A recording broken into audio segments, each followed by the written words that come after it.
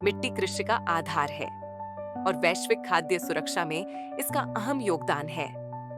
जैसे जैसे दुनिया की जनसंख्या बढ़ रही है, मिट्टी का सही प्रबंधन और भी ज्यादा महत्वपूर्ण हो गया है, ताकि हम भविष्य में सभी को पर्याप्त और पौष्टिक खाद्य प्रदान कर सकें। इस वीडियो में हम जानेंगे कि मिट्टी का प्रबंधन कैसे वैश्विक खाद्य सुरक्षा को सपोर्ट करता है और किन कदमों की जरूरत है ताकि हम अपनी मिट्टी को आने वाली पीढ़ियों के लिए संरक्षित कर सकें।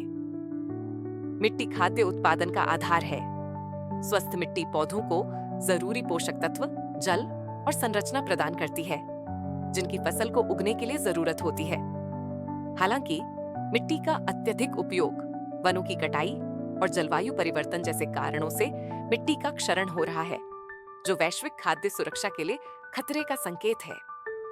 आज मिट्टी को कई चुनौतियों का सामना करना पड़ रहा है, जो वैश्विक खाद्य सुरक्षा को प्रभावित करती हैं।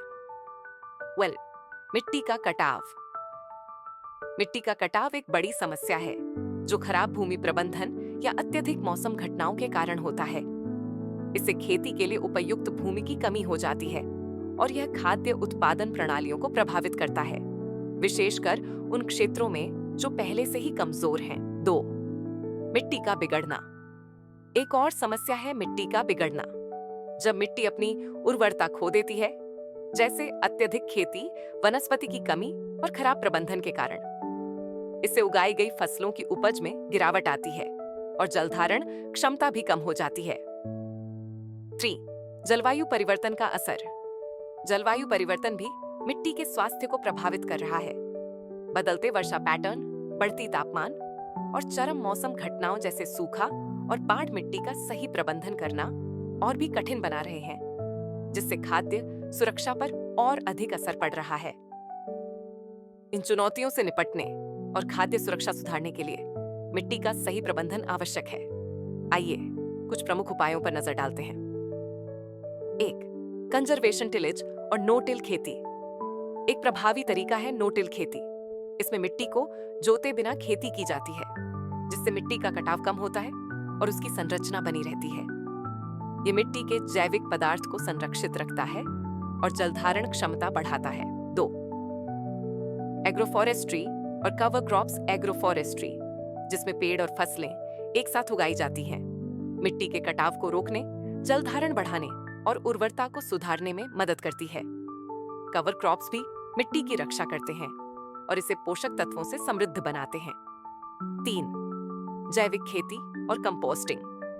जैविक खेती में कंपोस्टिंग और जैविक उर्वरकों का उपयोग किया जाता है, जिससे मिट्टी की गुणवत्ता में सुधार होता है और रासायनिक उर्वरकों पर निर्भरता कम होती है। इससे मिट्टी की सेहत बनी रहती है और पर्यावरण पर सकारात्मक असर पड़ता है। 4. पुनर्वनीकरण और सतत भूमि प्रबंधन। पुनर्वनीकरण और सतत भूमि प्रबंधन से मिट्टी की गुणवत्ता में सुधार होता है। इन उपायों से मिट्टी का क्षरण रुकता है, जलवायु के पैटर्न में सुधार होता है और जैव विविधता भी बढ़ती है, जिससे वैश्विक खाद्य सुरक्षा को स्थिरता मिलती है। उप सहारा अफ्रीका में, जहां खाद्य सुरक्षा एक बड़ा मुद्दा है, किसान एग्रो इकोलॉजिकल प्रैक्टिसेस अपनाकर मिट्टी की सेहत को सुधार रहे हैं।